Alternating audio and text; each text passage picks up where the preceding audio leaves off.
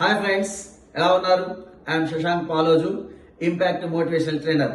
Welcome to my channel train the minds. Friends, ఒక ఊర్లో ఇద్దరు అన్నదమ్ములు ఉన్నారండి. వాళ్ళు 20 సంవత్సరాలు కలిసిమెలిసి ఉన్నారు. కానీ కొన్ని ప్రత్యేక కారణాల వల్ల, ప్రత్యేక పరిస్థితుల వల్ల అన్ననేమో సిటీకి వెళ్లాల్సి వచ్చింది, తమ్ముడేమో అదే ఊర్లో ఉన్నాడు. ఆ సిటీకి వెళ్ళిన అన్న ఏం చేసిండు, చిన్న చిన్న బిజినెస్ చేసుకుంటూ చాలా తక్కువ టైంలోనే పెద్ద బిజినెస్ మ్యాన్ తయారైపోతాడు. అదే సిటీలో ఉన్న ఊర్లో ఉన్న తమ్ముడు ఏం చేస్తాడంటే అక్కడే వ్యవసాయం చేసుకుంటాడు, ఆయన జీవితాన్ని అక్కడే వెల్లదీస్తూ ఉంటాడు అనమాట. అయితే నెక్స్ట్ డే ఈ అన్నకి ఆ ఊర్లో ఉన్న ఆ సిటీలో ఉన్న బిజినెస్ మ్యాగ్నెట్స్ అందరూ కలిసి ఒక చిన్న సన్మానం చేయాలనుకుంటారు. ఈ విషయం మీడియాకి తెలుస్తుంది.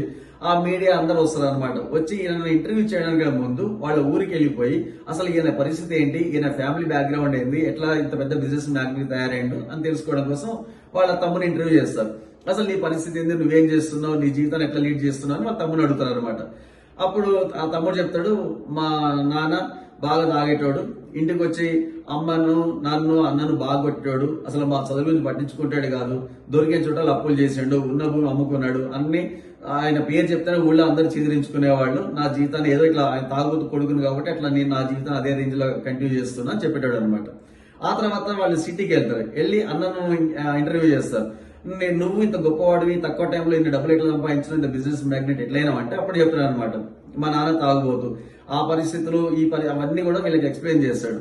చేసి సో అప్పుడు అడుగుతారు అనమాట వీళ్ళు, ఇంత తక్కువ టైంలో ఇంత ఎక్కువ డబ్బులు ఎందుకు సంపాదించానంటే నేను ఆ వాతావరణంలో నుండి బయటకు వచ్చేసి నెక్స్ట్ నాకు ఈ లైఫ్ వద్దు, నా పిల్లలకి ఇలాంటి లైఫ్ ఇవ్వకూడదు అని నేను బాగా ఆలోచించుకొని నేను మొత్తం నా దృక్పథాన్ని మార్చుకున్నాను. ఇక్కడ చూడండి, అన్నను ఒక రకమైన దృక్పథంలో ఉన్నాడు, తమ్ముడు ఇంకొక రకమైన దృక్పథంలో ఉన్నాడు. కానీ కండిషన్ ఏంది, ఇద్దరు కూడా ఒకే వాతావరణం నుంచి వచ్చిన వాళ్ళు, ఒకే తండ్రికి పుట్టిన వాళ్ళు, ఒకే ఇంట్లో పెరిగిన వాళ్ళు. కానీ వీళ్ళు మార్చుకున్న దృక్పథాలు డిఫరెంట్ గా ఉన్నవి. ఫ్రెండ్స్, ఈ దృక్పథాన్ని మైండ్ సెట్ అంటారు. అందుకే ఫ్రెండ్స్, మీ మైండ్ సెటే మీ ఫ్యూచర్, మీ మైండ్ సెటే మీ లైఫ్ స్టైల్. ఈ మైండ్ సెట్ 2 రకాలుగా ఉన్నాయండి. ఏంటంటే అన్న తన ఆలోచన విధానాన్ని, దృక్పథాన్ని మార్చుకొని కొత్త పాజిటివ్ మైండ్ సెట్ ని డెవలప్ చేసుకున్నాడు.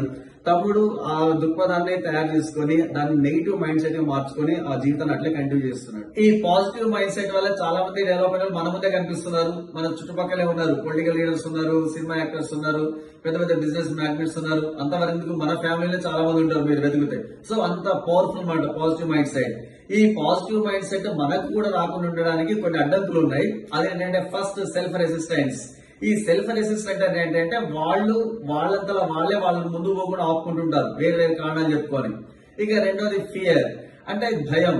ఇది మనం ఒక పని స్టార్ట్ చేస్తే దాంట్లో సక్సెస్ అవుతున్నా లేదా భయం, లేకపోతే ఈ పని చేయగలనా లేదని భయం, ఈ పని దీంట్లో ఫెయిల్ అయిపోతే నన్ను చూసి అందరూ నవ్వుతారేమో అని భయం. ఇవన్నీ కూడా దీంట్లోకి వచ్చేస్తాయి. మూడవది ఏంటంటే సెల్ఫ్ ఇమేజ్. ఈ సెల్ఫ్ ఇమేజ్ అనేది చాలా ఏంటంటే ఎవరు ఏ పని చేయాలో అదే పని చేయాలండి. దానివల్ల ఏమవుతుంటే వాళ్ళ ఆటోమేటిక్ గా సెల్ఫ్ రెస్పెక్ట్ పెరుగుతుంది, వాళ్ళ సెల్ఫ్ ఇమేజ్ కూడా పెరుగుతుంది. ఇక ఫోర్త్ ఏంటంటే ఓవర్ థింకింగ్. ఇది చాలా భయంకరమైనది. ఈ ఓవర్ థింకింగ్ అనేది ఏంటంటే మనం అసలు పని స్టార్ట్ చేయం, దానివల్ల జరిగే నష్టాలు ఊహించుకుంటాం, ఇది జరిగిపోయింది అనుకుంటుంటాం.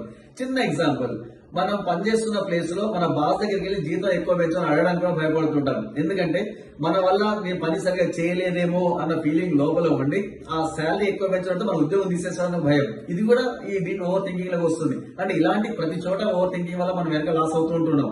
ఇక ఐదవది అన్నిటికన్నా భయంకరమైంది ఈగో. ఎవరైతే ఈగోని పక్కన పెడతారో వాళ్ళ జీవితంలో డెఫినెట్ సక్సెస్ అవుతారు.